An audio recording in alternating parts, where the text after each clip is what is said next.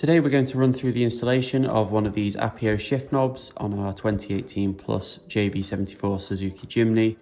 We get a lot of questions regarding the installation of these, so we thought it best to put together a video to show you how to complete the installation yourself. The original Suzuki Shift Knob doesn't just twist off like it would do on an older car. It actually is glued into position. The easiest way to remove the shift knob is to heat it up to try and melt the glue. You can do this using a heat gun or a hairdryer, but be careful not to get the shift knob too hot. You're not trying to melt it, just slightly melt the glue inside the shift knob. As the glue begins to soften and melt, you'll be able to feel some play within the shift knob.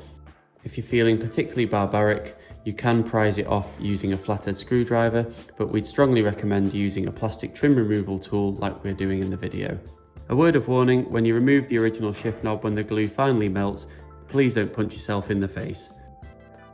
Now you can move on to the exciting bit, fitting the new shift knob. When you open the box, you'll see a few components inside. First of all, there's the shift knob unit itself, and then there is this threaded collar. You'll notice that the outside section is threaded, but there are no threads on the inside. And you'll also see various grub screw holes. These are very important.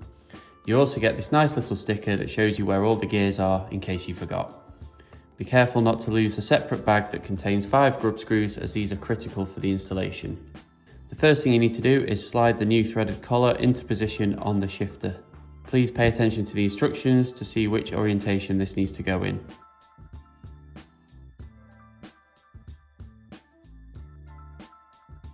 Once you are happy with the final position of the collar, you can then gently tighten up all 5 grub screws to secure it into place.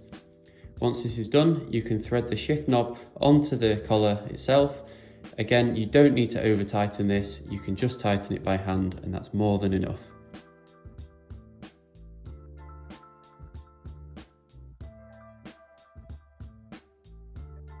With that complete, you can then apply the sticker somewhere where you'll find it useful. We find it best to put it down here on the front of this little storage pocket so you can view it easily if required.